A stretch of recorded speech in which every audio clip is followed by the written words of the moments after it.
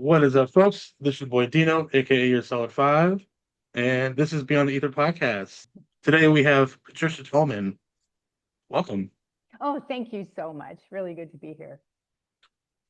First of all, I want to say big fan. You know, and we'll get into this later on, but I watched Night of the Living Dead so many times growing up that I was like, it's so crazy to me right now that it's like full circle.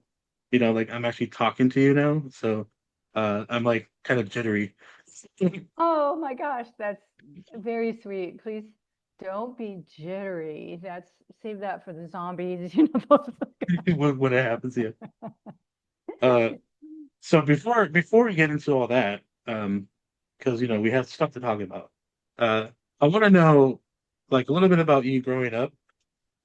So I read a little bit about you. You've been in theater pretty much your whole life. Yes. Um, and you started as a teen. And I saw that you started in Michigan. Well, maybe not started, but you did a big chunk of it in Michigan at the Red Barn Theater. And how was that Yeah. experience for you? Like how were you were you like eased into that, or did you always have an interest in theater? I always had an interest. I was one of those little kids that was always making up things. I mean, I think kids do this naturally anyway. Yeah. We make up stories and we act them out, but I was very insistent and um, making the whole family watch and putting on shows for the neighborhood. And this was something my cousins and I did. We wrote things like commercials. I was fascinated. So I was born in the late 50s, and in the 60s, there was a supermodel named Twiggy who was British, and she was just the thing, all the girls. Mhm. She was like K-pop demon hunters to us then. And I would imitate Twiggy, and I mean, it was just ridiculous, this stuff we did. But I think what was significant in looking back was, for me, that I used to love Dark Shadows. We would race home from school to watch the original series Dark Shadows when it was on as like a soap opera, like 3 o'clock in the afternoon. Okay. And then I also loved the original Star Trek. I'd watch that with my dad, and Mm, I would use my Barbie dolls and act out, create stories with them around Dark Shadows and Star Trek. And so I think, the fact that my career is mainly horror and sci-fi kind of makes sense. It all goes yeah. back to those days. But I did, yeah. So I got involved in theater. I took dance as a kid, but then really got involved in theater in high school. Um, and I had my first professional job when I was 15. So Wow. got paid for it, and it was out of, was in the theater and the whole thing. So and then I went, like you so astutely looked up. I got my equity card in in um, in Michigan doing summer stock at a place called the Red Barn. I think the Red Barn is now like a brewery. It's no longer a Okay. theater, but Like most things, yeah. yeah. Yeah, so I've come by it honestly, if that makes sense. And then just to fast forward a little bit, then you went to Carnegie Mellon University, Right. where you did more stuff, obviously, and got a degree. Um, and that's where you met Tom Savini. That's exactly right. Oh, Mr. Tom Savini. That's a brain I want to pick at. Um, how was he in college? Like, was he like wild, or was he kind of like mellow, or? Well, he was he's older than we are, my classmates. He was a teacher. They brought him in Oh, to teach stage makeup for the okay. actors, to the acting students. And then he took classes as well. That's, I think, how they got him in there, is they offered him free Oh, okay. acting, so they worked it out with him. But yeah, so I was in some classes with Tom. We had one big class in the morning where the whole drama department showed up in a gymnasium, and we would do a yoga flow and breathing exercises before we all took off for the day's classes. And Mm. Tom saw me in there, uh, um, like we would do stage combat. He saw me being athletic, basically, saw me do my thing. So he talks about that he saw me in dynamics, and that's where he got the idea that I would be a Barbara later on. Okay. Obviously, it was later on, but that he remembered, no, Patty was pretty tough, so maybe she'd be a good Barbara. And that's where that came from. But of course, back in, let's see, I graduated in 1979. So back then, we didn't have it in our minds at all that there was going to be some kind of remake in 1990. Right. Of course. Yeah, because at that time, what Dawn of the Dead just came out, right? Right, they were making it. That's Okay, right. yeah. And then it came out. Yeah. Uh, we just talked about that movie too.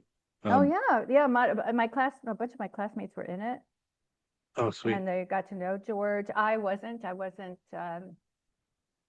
interested. Okay.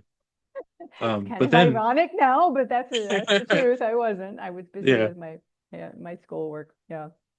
Um, so lots of happened after that. So, you graduated, then you went to New York, right? I went to New York, and I think I did two Tales from the Dark Side Yeah.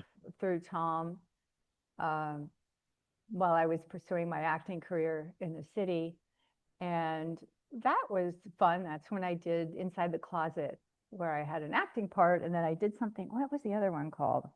No, Family that was family reunion. Family Reunion was the one Yeah. where I was acting, and Inside the Closet I did stunts. Okay.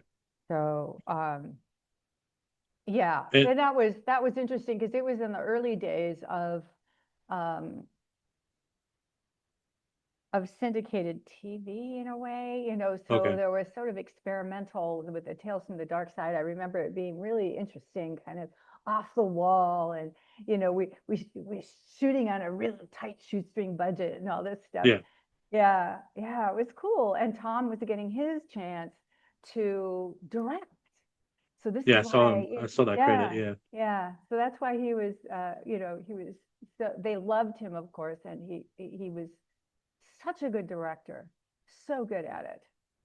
Yeah, and when we got to Night of the Living Dead in 1990 or 89, as it were, um, people ask me a lot about how it was working with Tom, and I always say it was incredible. He's an actor's director, meaning he really loved working with actors. And I've heard him say this, that he hired actors he felt he could trust. And so Right. he didn't feel like he needed to be hands-on with us as far as manipulating every moment, right? He Yeah. was just, he'd work with us on it, give us an idea of what he wanted, and then we got to do our actor thing. My teacher, Charles Nelson Reilly, used to say that the playwright or the screenwriter puts the black on the page, and the actor's job is all the white on the Okay. page. I was So gonna this, ask you about Charles later on, but oh um yeah, okay. Well, um we'll get there. yeah, we'll get there. Yeah. We'll get there. Yeah, but Tom was really, really cool about. That's what he wanted. He wanted us to fill in the white on the page. Okay. He wanted to see what we would do. Um so for the family reunion episode, Yeah. did it bother you to put all that prosthetic on to be the werewolf? Or Oh, because yeah, it's really uncomfortable. It didn't, I mean, it didn't bother me in the sense that, I mean, I'm a good sport. yeah. I sign up for it, then I'm going to do it, and I'm going to shut my mouth, right? I'm not going to complain about it. But it was super uncomfortable. And Yeah. one thing that happened was when I had the mouthpieces in, I couldn't. I was drooling. I full on was drooling, and I Yeah. kept wiping it away. And Tom's like, "No, no, no, no, no, Just let let it it." go. Yeah. Yeah, Yeah, yeah. that's real drool. That's all I that is mean I mean really means. animals don't wipe themselves, so it's Exactly like, right. yeah. Exactly right. It was excessive, but that it was the I truth. mean, yeah, it turned I mean, just from like so I was having a hard time finding Tales from the Dark Side. Like Yeah. they used to have it on Shutter, but they took it off for Oh, some okay. reason. So Huh. I had to look up on YouTube like for especially for like that role. Yeah. And so when I saw all the drool, I was like, wow, that's a lot. I'm glad I wouldn't have wanted to put in synthetic drool, and luckily it Yeah. just happened to already be there. So that's it worked out okay.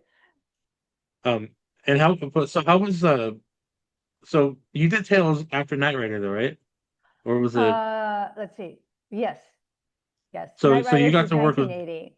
Hmm. okay, so George actually reached out to you, didn't he? For that role? For Nightriders, no. I That's where I actually met him. I Oh, auditioned for okay. it in New York All City, right. and it was, the word went out through all of us alumni. We were talking about George Romero is doing this movie, and maybe you can get an audition.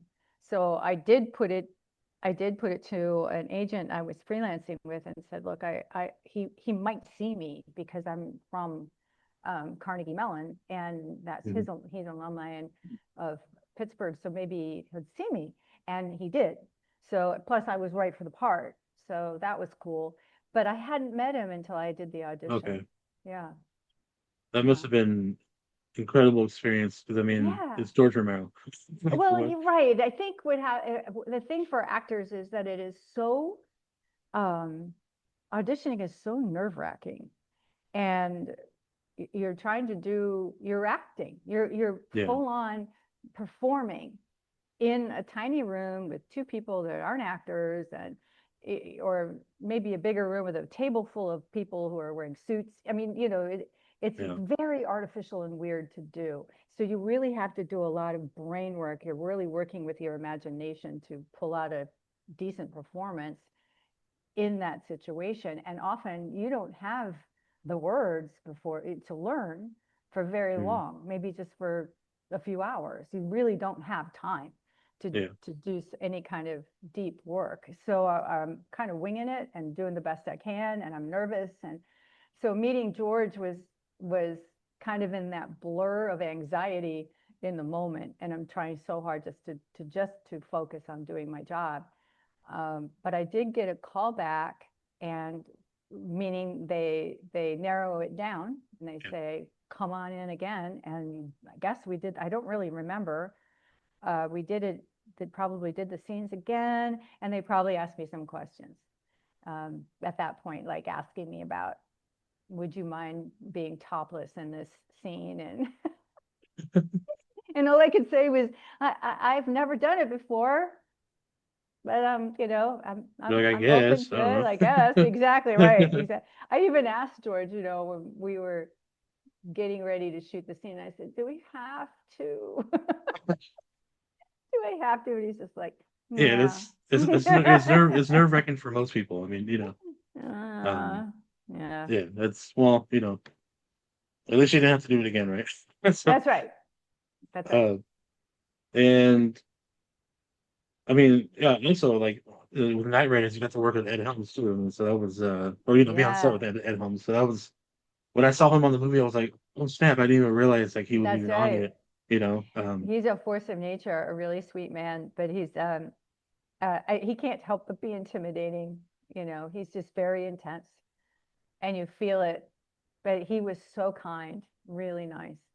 Yeah, I would yeah, go to the set just when I wasn't working, just to watch him work, mm, because I knew something special was happening. The thing is with Ed and actors of his ilk, you have no idea what's going to happen next, and they take in direction, but it's going to come out completely real. If it's not real, they're not going to do it.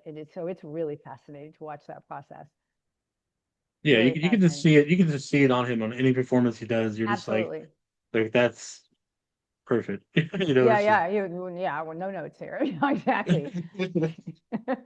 um. So yeah, I mean, you got to work with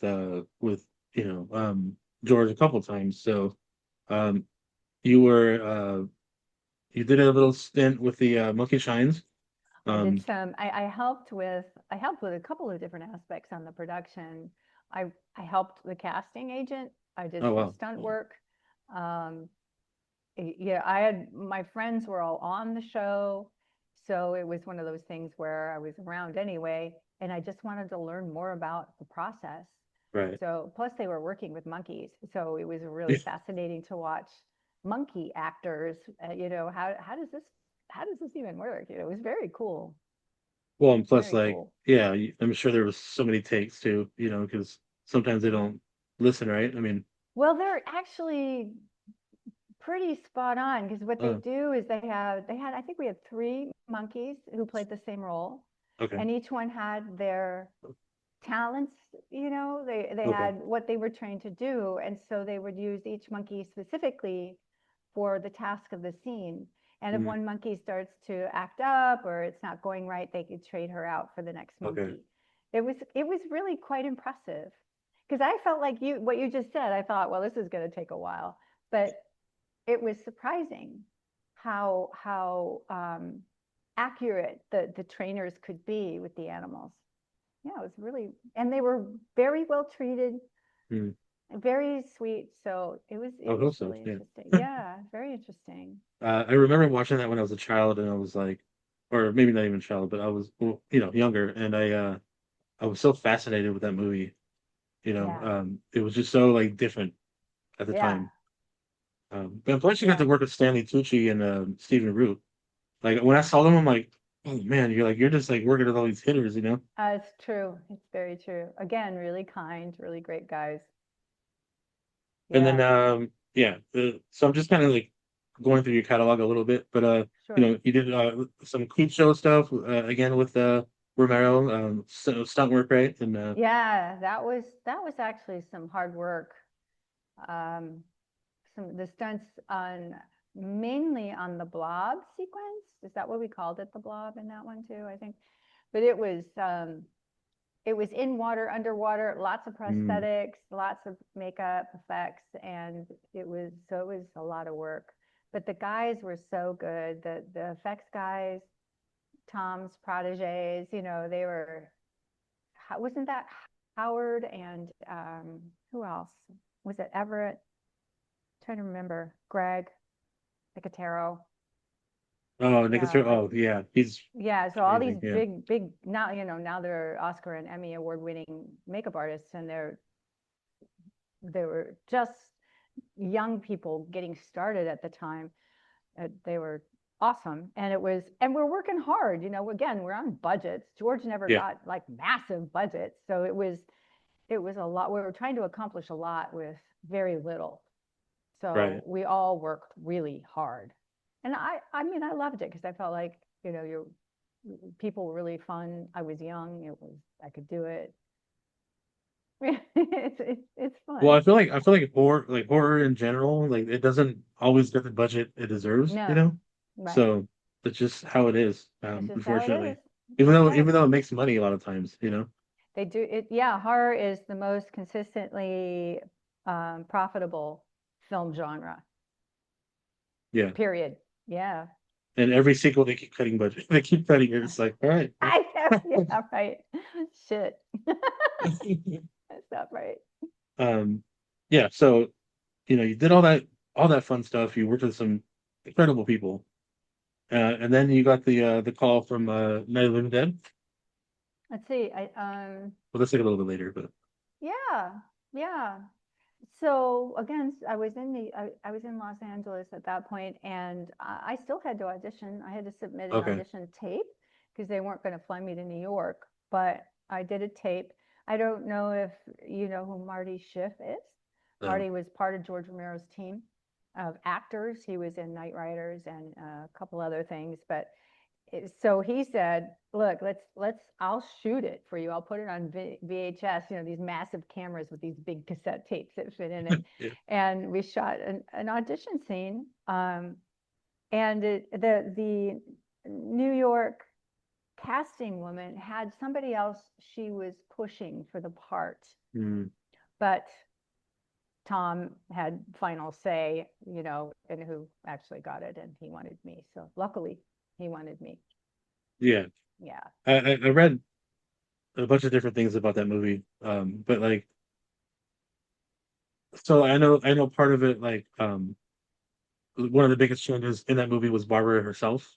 Yeah. From being like a scaredy cat from the original, to you being like a badass, like shooting zombies and saving asses, So Yeah. um, I'm sure that was a big plus, right? For like from That's why I took it. When I first heard that they were remaking the movie, I couldn't figure out why. And then we found out that initially it was because of the copyright issue, because the copyright was on under Night of the Flesh Eaters, which is what Okay. George's original title was in 1968. But when it was released, the studio changed the name, but it wasn't trademarked. He didn't get a copyright on Oh, that. And so people could rip it off, and did yeah. rip it off all over the place. He was losing millions of dollars.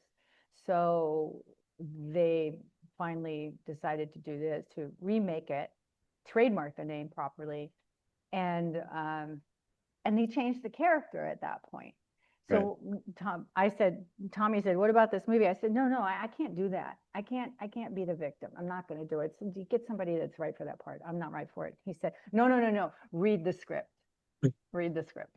So that's when I saw, oh, okay. So she's actually like a real woman, not just some sci-fi trope, right? Yeah. So, and I think, the 1968 version with Judy O'Day was amazing. She's amazing, but it wasn't true for me. I was Right. not of that era. So, um, yeah. Anyway, we got to shoot it. So she was a real person, and that was what was attractive to me.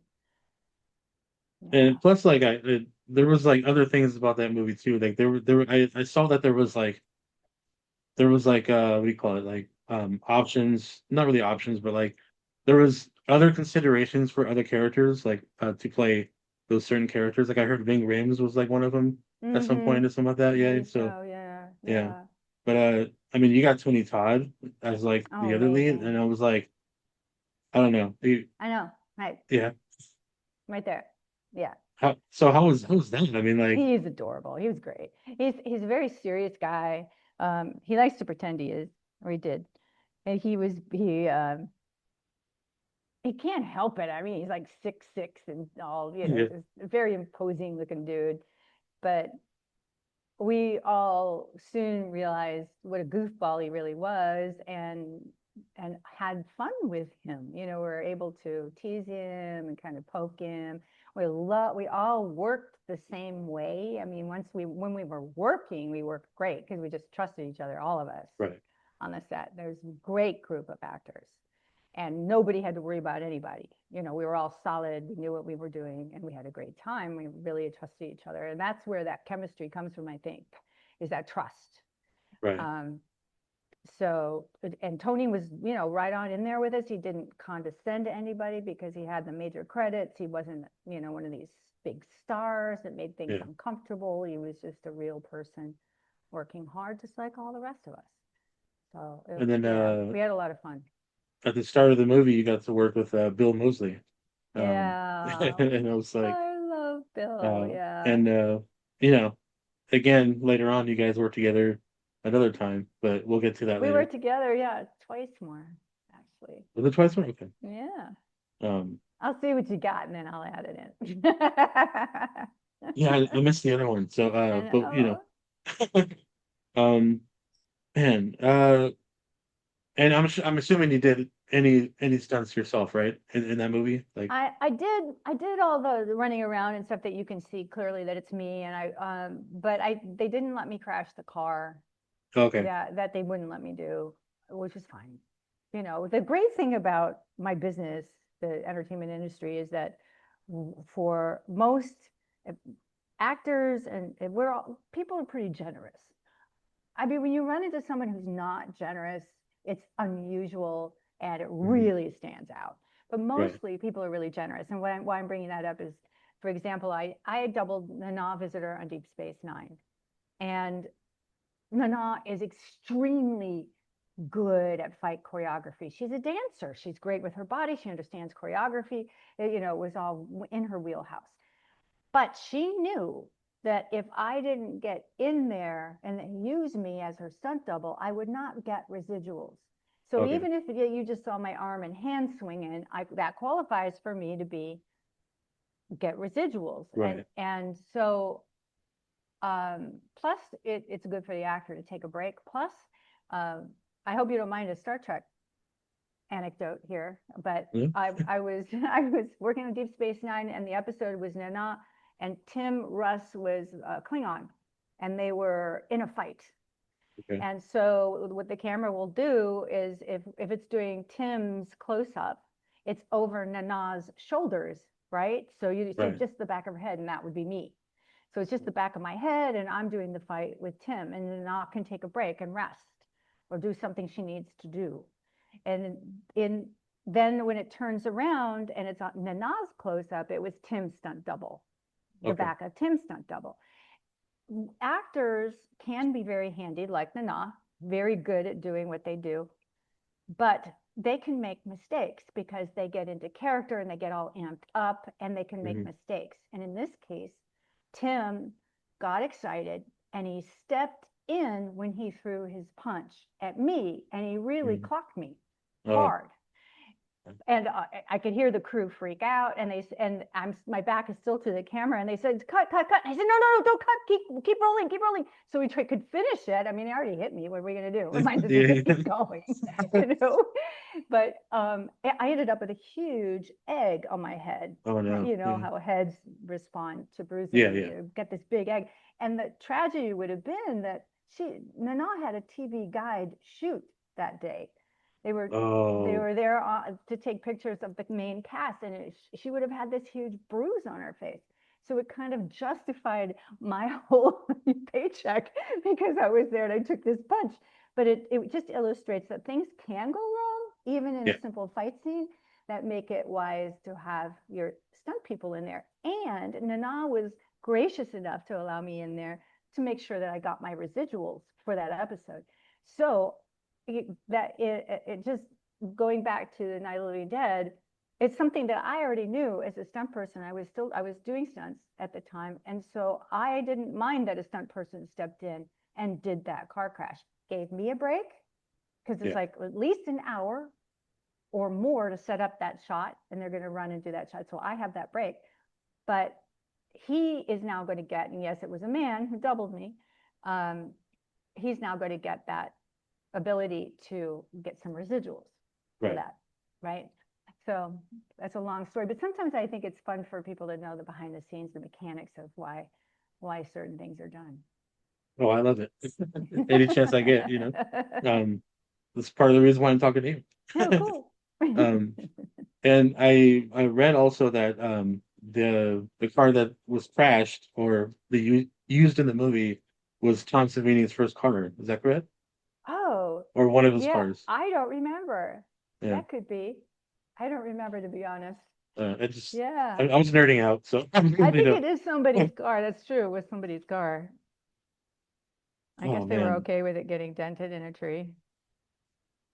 And sort of to backtrack again. So like again, you know, growing up, you said you were like sort of tuning into these sci-fi horror things as Hmm. you know as a child.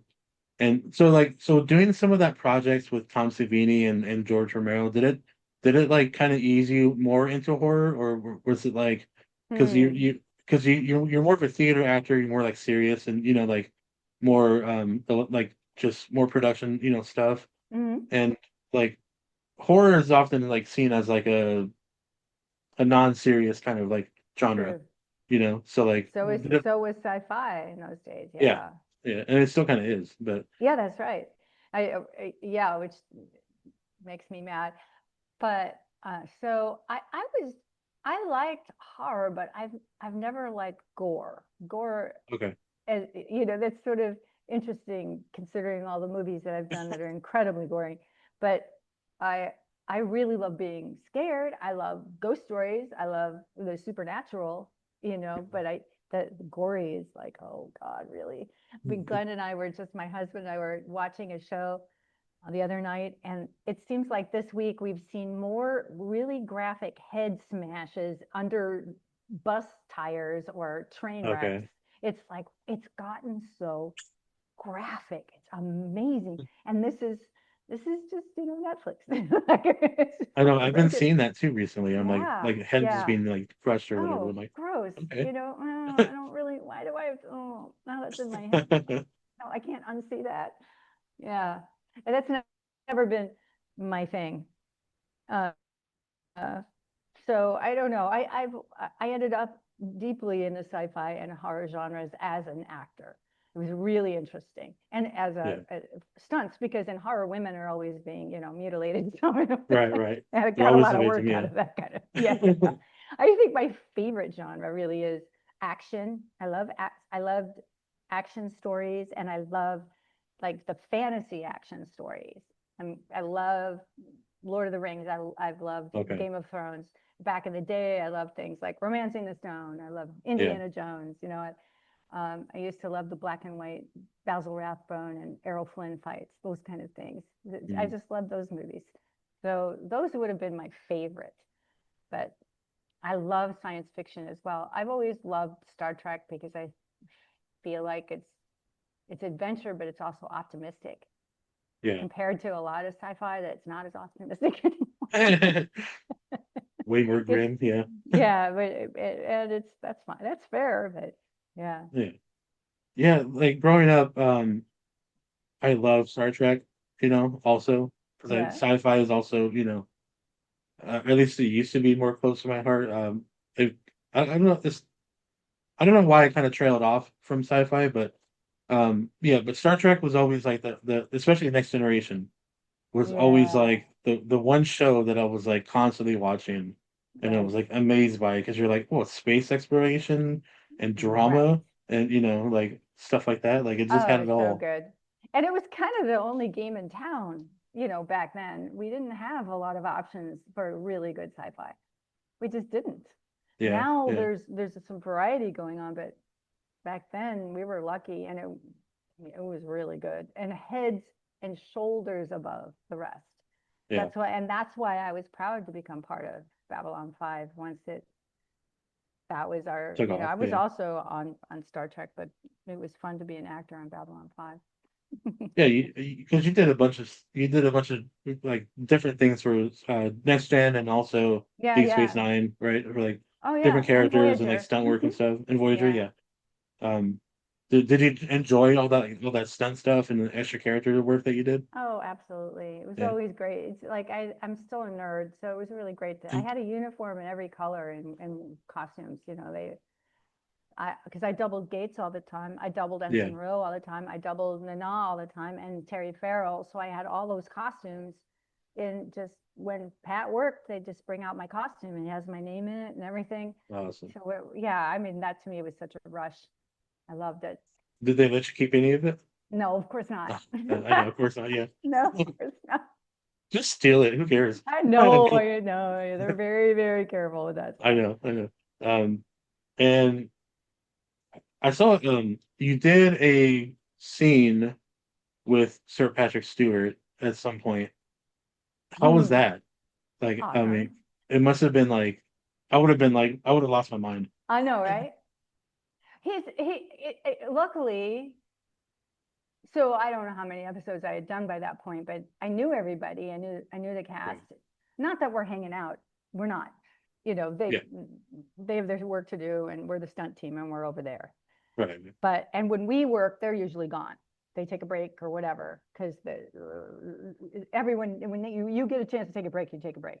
Yeah. But Patrick was always the kind of person, and Jonathan Frakes, who made it a point to say hello to the stunt people. So Patrick would do this thing where he'd kind of look in at whatever alien of the week I was, and he'd go, "Oh, Patricia," they're just like, "Oh dear, what are you now?" Just like commiserating, and I'd be like, "Oh no." But then when I had this little part. The name was Kiros, I think, on Starship Mine, and I'm following Patrick around for the episode with we have him hostage basically, Right. and he was very cute with me. He was just like, like little girl all grown up. Look at you now. He had no idea about my career. He had no Yeah. idea, Yeah. but it was very sweet. He was very Oh, sweet.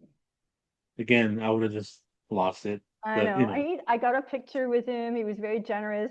We're not supposed to have cameras on the set. Back yeah. in those days, we didn't have cell phones, so we had just regular cameras. But I was terrible. I had my camera everywhere, and I have pictures in my book. Actually, I wrote a book about my time on Babylon 5, Right. and I talk about Living Dead. I talk about Star Trek and Jurassic Yeah. Park and the other shows I did. But I've got some of those pictures, my illegal snapshots that I took on the Paramount lot. Pleasure Very threshold, right? stealthily, huh? Yeah. Pleasure threshold, right? Pleasure The thresholds. That's right. yeah. Yeah. Um, I know. I was it's in my shopping cart right now. Actually, Oh, I'm gonna order that as soon as I can. awesome. But yeah, because I want to see all the fun stuff behind, further Yeah, yeah, behind the yeah. scenes. I love this stuff. But then like even after or even before during you did a ton of stunt work stuff. So like Jurassic Park is one of them, and you Yep. know and that's incredible. Like being on a Spielberg set, that must have just been grand and Yeah. wild, right? I mean, Exactly right. Those are good words for it. We didn't know we were making, quotation marks, Jurassic Park. We just were right? making some dinosaur movie that no one had seen effects like that yet.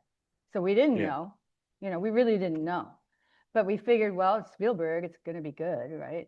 yeah, And the budget was astronomical.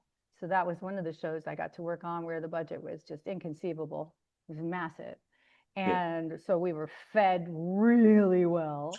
We were there for, I was shooting some of the Jeep sequence, was it? I think it was. And it was Jeff Goldblum's 40th birthday party. Oh wow. And so they had this spread you couldn't believe, like a cold seafood bar. And they Wow. had, I mean, everything but alcohol, because of course we're not drinking on a set. Yeah. But it was gorgeous, like prime rib. And, we were just, oh my God, we all ate like pigs. It was amazing.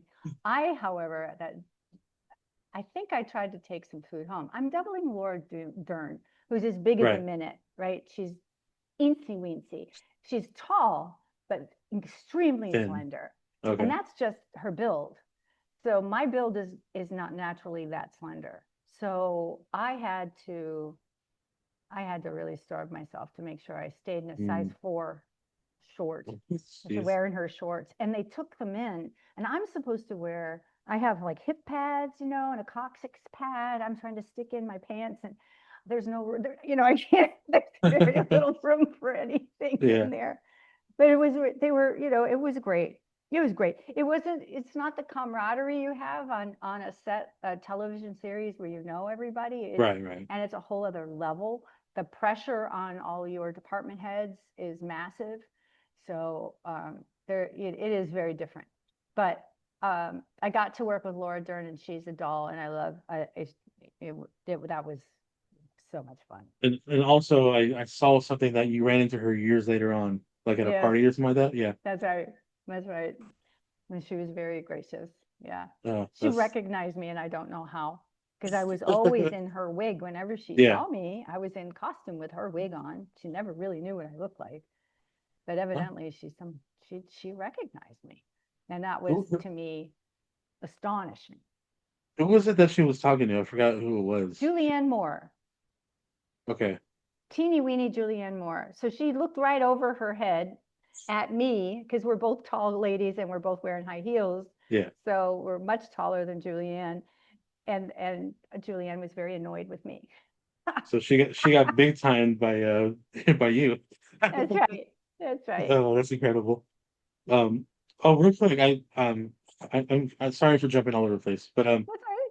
so I like can back keep in up. It's okay. yeah, so back in just real quick, back in Night of the Living Dead when Tom Hmm. Savini was directing it, I heard that he was having a lot of trouble with the bigwigs, like Yeah. with the studio. Yeah. Like he was trying to push his ideas onto film, but they were pushing back, and we're like, no, we don't want that on screen. It's too Right. brutal, or it's too, They whatever. had, so the studios had to worry about the censors, so they Okay, didn't want to get into more than, I guess we were an R rating. They didn't want to get into more an than an R X or something rating or like that, or something. yeah, Maybe it was X or something. Even there was, yeah, it was whatever it was. They wouldn't budge on that. So there was, you know, Tom was stuck with that. They wouldn't budge on that. And yeah, so it was budget. They were really tight on the budget. They wouldn't let him shoot the gorier scenes, which now is in, by the way. So I saw those okay, scenes so he shot them, but they were going to cut them out. And then there were other things that he never got to shot because they cut it before, Right. meaning that they felt it would take too much time or something, right? So they didn't, or the budget wouldn't allow it, and so they just didn't want him to do it. And that was frustrating for him. Oh But yeah. I think he did a really good job of keeping it from the actors. And we got to focus on our job, and he didn't bring his problems to us. Do you know what I mean? So Yeah, we yeah. would keep that professionally separate. And when he's on the set, he's directing our scenes, and so I found out about a lot of that later. I Okay. didn't know it at the time.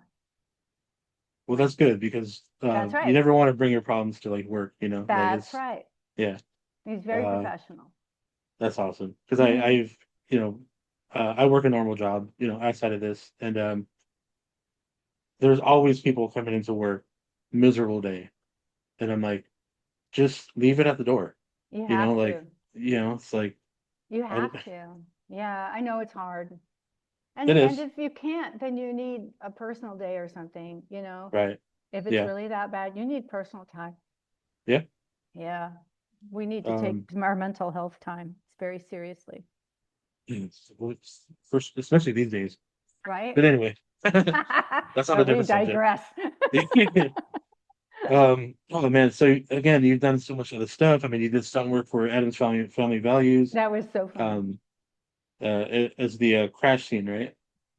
It was, but there was so much more to it because again, that was a big budget. So, Yeah. I mean, more to the experience, not more to the stunt. The stunt was very simple.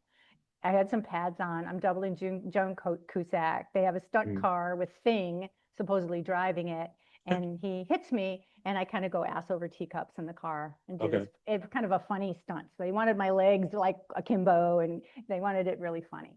So it was interesting to.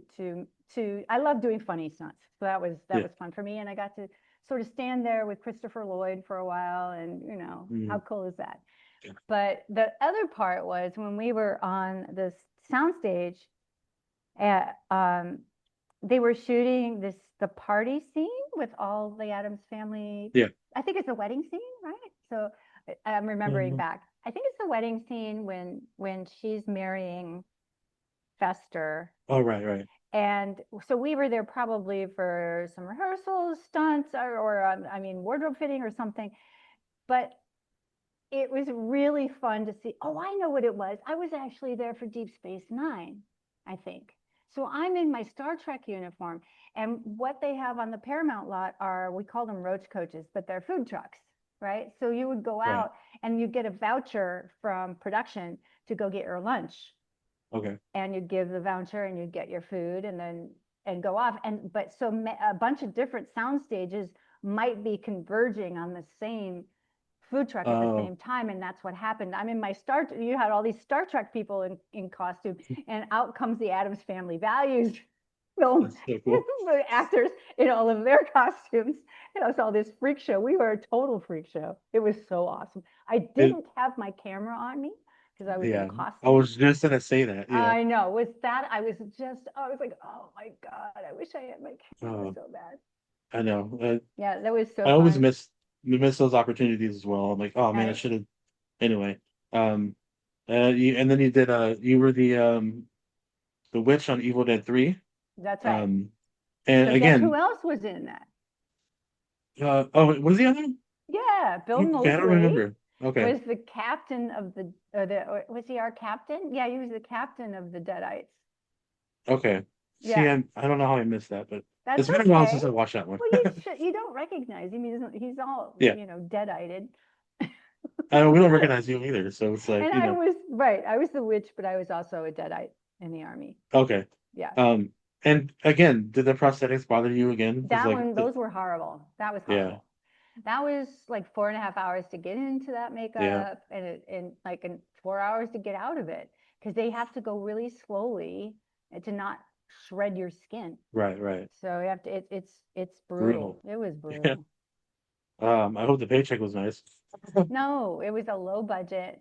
Low Oh, budget. that's true. Yeah, it was like, You have to be, if you're going to take a low budget contract as a union member, which I was, obviously, yeah, you have to suck it up. It's not like you can do a low budget stunt. The danger is the right, same. You still have to fly through the air or whatever it is you're doing. I took 17 squib hits as the witch.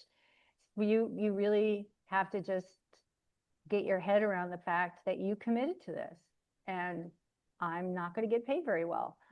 yeah, And yeah, after that day, after we shot that, it was grueling. It was really hard.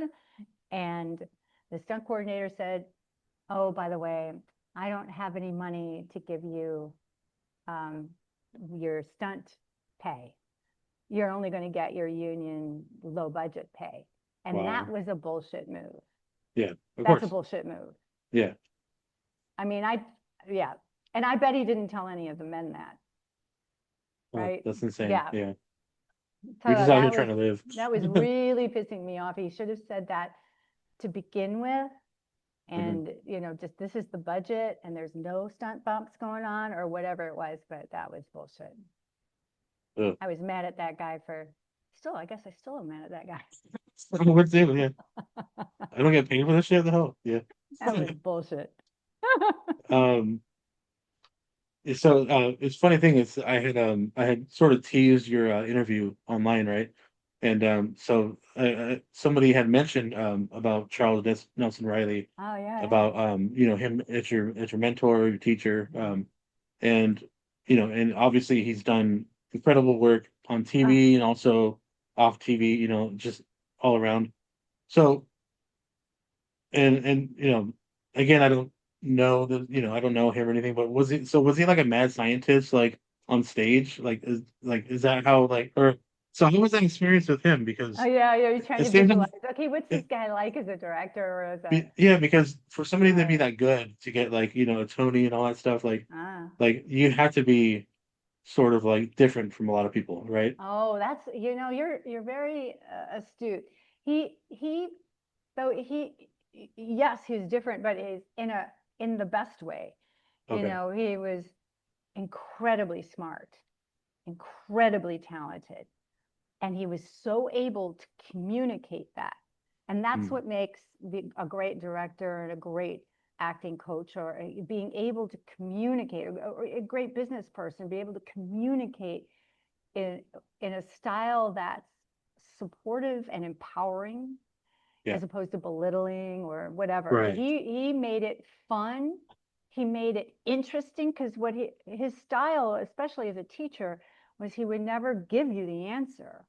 He's Mm, trying to help you figure it out so you know how to do it right. anytime you want to do it. And that was such a gift, and he was funny as fuck.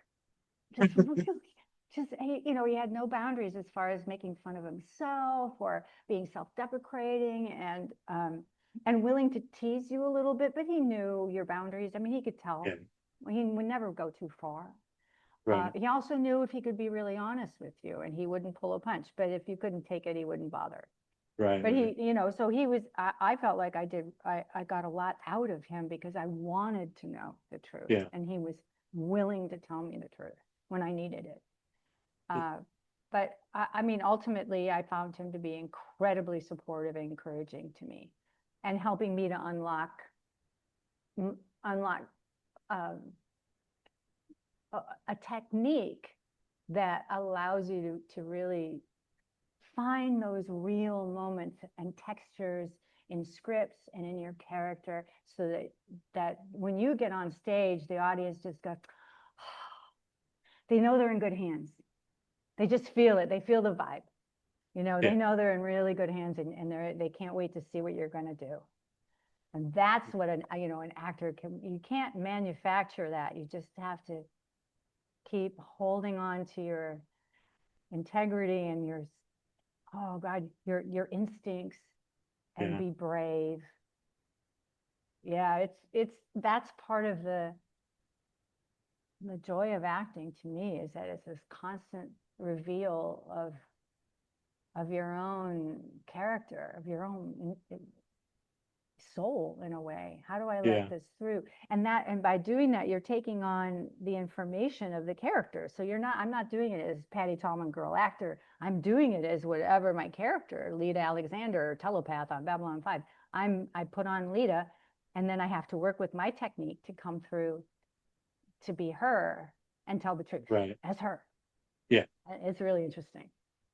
Um, and speaking of Lita, your character, so compared to like Star Trek, or I guess the Star Trek series Mhm. and like Babylon, like how was like the set vibe on, the differences between those two worlds? Because they're not the same worlds, but they're along the lines of, the same sort of like concept. Yeah, and I was back to back. Like I would work one day on Babylon 5 and go the next day, and I'd be doubling Terry Farrell on Deep Space Nine. Yeah.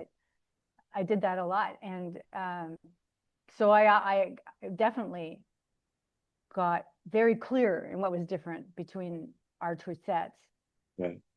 Um, I I was so on Deep Space Nine. I was part of the stunt team that came on originally with the series, so it's really cool. I got to meet the cast. We're all new together, and Okay. our stunt team is a handful of stunt people with our stunt coordinator Dennis Matalone, and we all worked together and helped design the fights and what would this character fight like and what would that character fight like. So we really got to figure that out. That's a joy. That's really Yeah. cool. It's very creative, and I'm comfortable on that set. I'm super comfortable on that set. However, you're also right on the Paramount lot, and you have the Star Trek franchise, the weight of that franchise on your Yeah. back. Those suits could come down from their office and walk a few minutes, and they'd be on that set anytime, and you never knew when they were going to be Right. around. Often there was almost always somebody there. So there's a formality there. Does that make sense? Yeah. There's just a different kind of pressure going Right. on, especially when you're starting up a show and you're crossing your fingers and trying to get it right because you want the show to continue, you want the show to do Yeah. well. So there was Deep Space Nine was grueling. We shot 18-hour days. This is before the Cool. SAG ruling came down, where you couldn't do that anymore because two people died Oh, driving shit. home exhausted from Yeah. that set. So um, that was that set. Babylon 5, on the other hand, was a much smaller unit. We're out far away from the studios in a Okay. warehouse they had turned into a shooting stage. Hmm. And so very rarely did we have any of the Warner Brothers suits coming down to take a look. Nobody gave a shit about our show. Nobody gave a shit. We were the bastard stepchild. It was Yeah. like, bleh, out of sight, out of mind, fine, we don't care. And so we didn't have that pressure. Our local producers, our hands-on producers were in the building with us, and so they were available for questions. But we were all in the same team. We all ate lunch under the same tent. We all had the Right. same dressing room sizes. Bruce Boxleitner's dressing room was the same size as mine. It was the same size as the guest star, same size as anybody. Everybody had Yeah. the Yeah. same. We were very democratic in that way. It was just no budget for it. So um, it was it was fun and loose and welcoming. And Bruce was a great captain of the ship. He'd really welcome the guest stars on. He'd make all the guest stars feel really comfortable. Uh, it was really friendly. And back in those days, we didn't have cell phones. So guess Yeah. what we had to do? Talk to each other. So we actually, hung out and got to know each other when you're in the dressing room or when you're in the um, makeup trailer or on the set in between shots. You sat down in your chair because they really make you sit where they know where you are. It's not like it's not like it's a great privilege where you get to go sit in your chair. No, it's like Yeah. punishment. You have to go sit in your chair and wait until we call you. You don't go anywhere except to the bathroom. That's it. It was like, but we talked to each other Right. and got to know each other. And Claudia, my friend from Babylon 5, is working on 911 now, and she talks about how nobody knows each other because everyone's deep into their cell phones. They're all Mm. doing their social media, and Yeah. nobody knows each other. It's just That's a yeah, shame. it's a total different world. But Yeah. so Babylon 5 is very friendly crew and cast, very tight, friends, everybody's all together. Paramount's very formal, had that pressure from their producers and the studio that they had to cope with, and the whole Star Trek, um, just the, what am I trying to say? The pressure of being a Star Trek show Yeah, and yeah. having to conform. Yeah, it was very different. Very Well, different. I feel like in general, like big productions always is more stressful because the Sure. demand and the Mm-hmm. expectations way higher, as to where like a smaller production that like people have so much passion into to make and to create and to make the best product they can, or best version of what they're trying to do become achievable. It feels more in general from everybody that I've talked to seems Mm-hmm. more relaxed and more like kind of like we're in this together. Let's just get it done, kind of thing.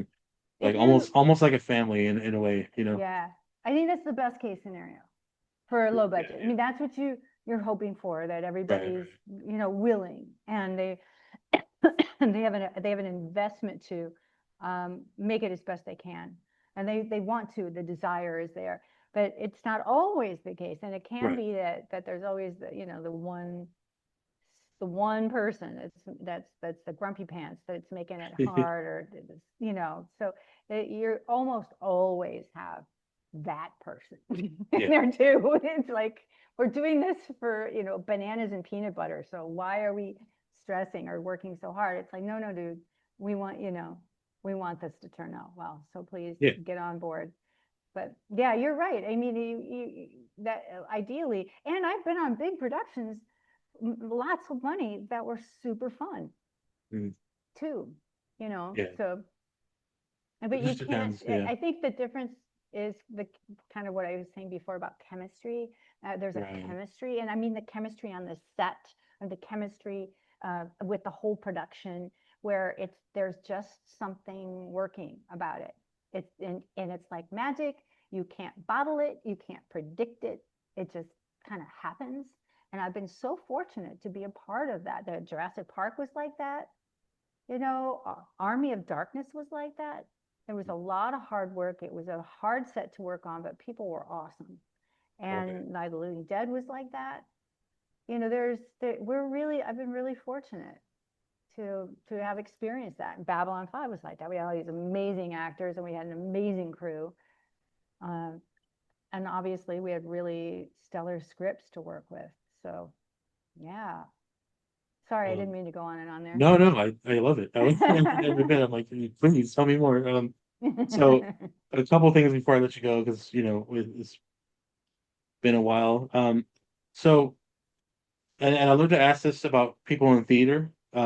So do you have like like do you have a story that's like funny or like something that went horribly wrong during the production where you were like, and it stands out like through the test of time where you're just like, well, that one was like either horrible or hilarious or like, Huh. something that like really stuck out where you're like, oops, kind of thing or Do you mean on the stage in particular, yeah, or in on the theater, like set? a theater In production. theater, in theater, in Yeah, theater, theater, theater, theater, theater. because it's live, like I mean, there's times when somebody goes up on a line, or you go up on a line, Mhm. and you can't remember your line, and everyone's looking at you. There really are those moments, and Yeah, almost every actor has got something like that that's just horrible. It's so obvious that you've forgotten your line. Luckily, that really hadn't happened too much to me. I can't. I'm trying to think of something that was really, really bad. I did. I have had embarrassing things, like I was supposed to be on a piano, sitting, attractively on the okay. top of a standing up piano, an upright piano, and Okay. I fell off the back. That's a good one, yeah. Nothing, what, oh shit. There's no covering that up. But I've been really lucky, I guess. I'm sorry to not have a good story for No, you. no, that's great. I mean, I've heard someone like on a wire and they like went through the wall, kind of thing. Like I've heard different things, so Oh yeah. I'm always trying to like get those kind of stories Okay, out, yeah, just yeah. fun Just for edit this part funsies. out. This is boring. I don't have any good story for you. No, no, you falling off it's hilarious. It's funny. Falling out of it Um, was hopefully really funny. It was super embarrassing. so before we wrap up, I want to ask you about the current stuff that you're doing right now. So, like you have a couple things. You have Quest Retreats is one of them. That's Mhm. the site that you run to help people get to Africa, right? Or it's like a retreat in Africa. Is that what it is? That one, yeah, I did run a retreat in Africa. I haven't updated the page in a really long time, Okay. obviously. But I started a business called Quest Retreats, and I take people who are nerdy like me Yeah. on some sort of adventure that I think nerdy people like me would want to do. We did New Zealand, and we followed all of the Lord of the Rings Oh wow. shooting Yeah. sites, and it was epic and awesome. And we did one. I did a couple in London where we went around to all the Charles Dickens, Harry Potter, Sherlock Holmes kind of sites, and Um. then went to see The Cursed Child in London. Um, that was also really fun, and we also managed to get out to Avebury and Stonehenge and do Oh fun wow. things. And the Africa one really didn't relate to anything. It was just I wanted to go to Africa and Yeah. and have that Of experience. And course. what's fun is we travel. You travel with other nerdy types, and you all get the jokes, and we all Yeah. understand each other. It's really fun. And I have like this little group of people that love traveling together now. And Oh sweet. um, Yeah. so I've not been able to do much because I had to have a hip replacement, and now I have to have the Okay. other hip replaced. But as soon as I'm all whole again, I get to do that. But I have an online community called the Magical Living Community, and Right. again, we're a bunch of nerds who are interested in personal development, like how do you just living your best life. And I call it magical living because to me, as you learn some of these personal development tools, you it feels like life gets more magical. Things kind of fall Right. into an Right. alignment, you get into the flow, and you're finally able to manage to get to your goals and have a life that feels really special. And that's my goal, is to teach people that there are some very simple things you can do to Hmm. change everything. Yeah. So Um. that's been a huge part of my decade, my last decade, besides the travel. And right now it's December, and I'm running the Be a Santa program for the Penny Lane kids, and you can Yeah. I see was that gonna on ask about the social whole media. Penny Lane thing. Yeah. Yeah, Um. so Well, just we're right into it right now, big time. yeah.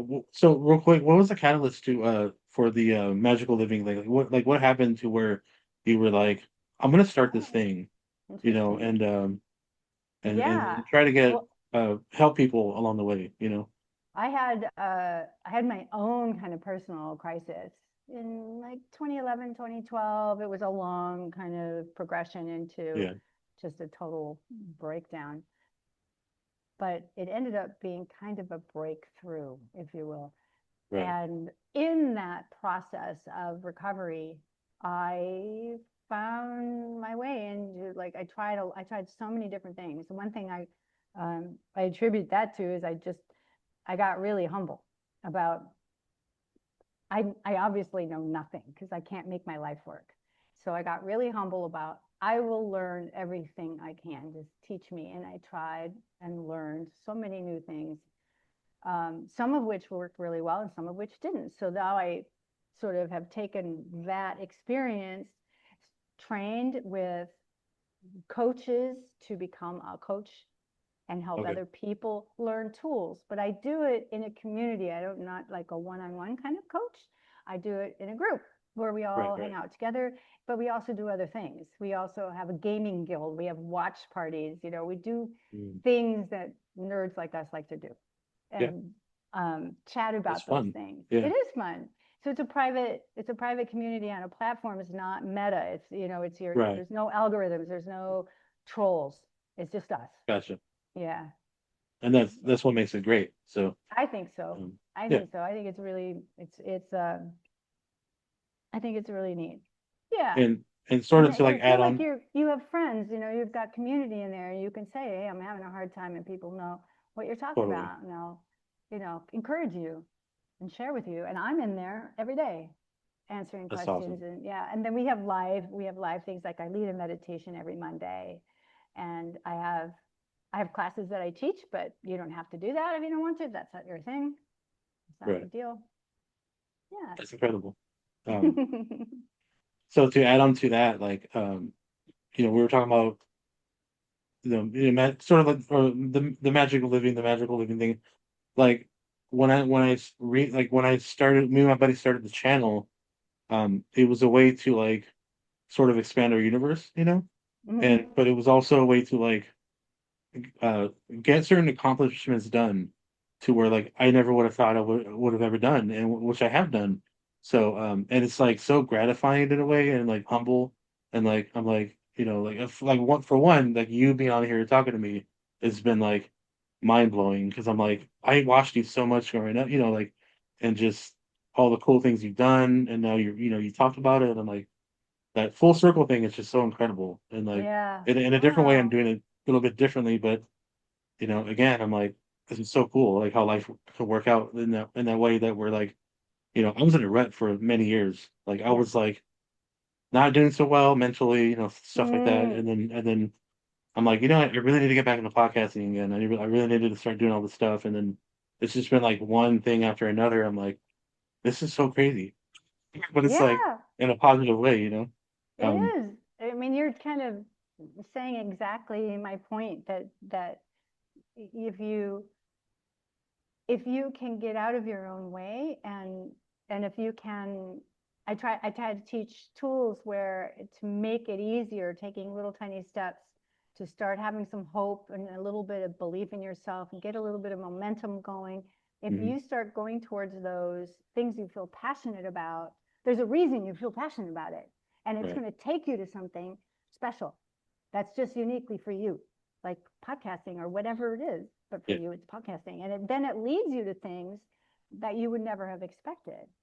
You think it's going to lead you to something, but it leads you to something else as well that's even better than you expected. Yeah. So, yeah, I think that's how life works when you Yes. get on that path, when you get on your path. It's yours Yeah. specifically. Yeah. Finally. Yeah, that's Yeah. okay. Better late than never, right? I'm 68 now, and I'm just still figuring this shit out. So, Yeah. you know, Hey, whatever whatever works, right? that's right. That's Um, right. so the whole Penny Lane thing, be it Santa, like that's going on right now, right? I mean, That's going on right now. Yeah, that's it. and So you can look at my socials, or if you get on my email list, you'll get an email about it. But yeah, we're trying to raise $15,000. We're approaching 5,000 right now, and yeah, we'll see how we do.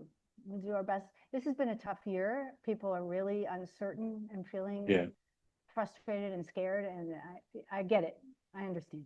yeah, But if you want a place to donate $5 or $10, we yeah. would love to have it. Every bit helps.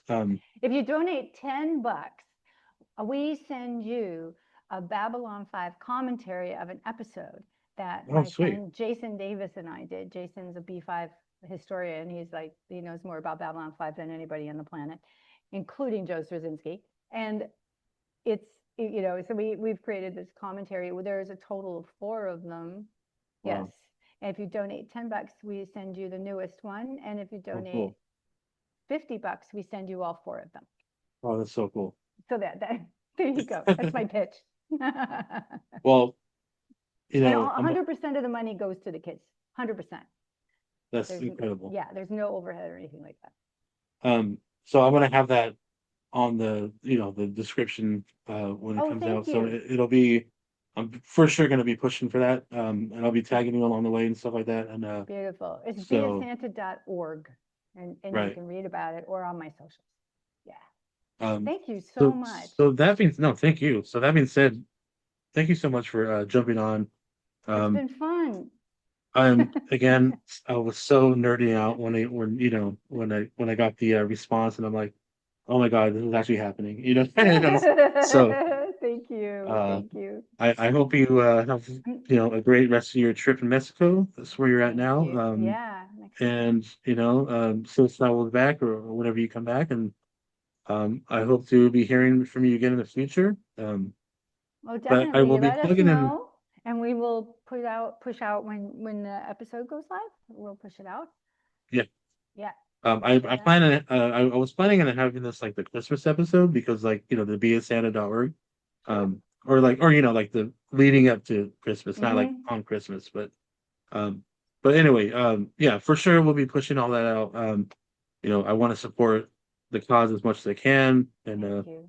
and I appreciate you everything that you're doing. I mean, because you're changing lives, you're making lives for the better, Thank and you.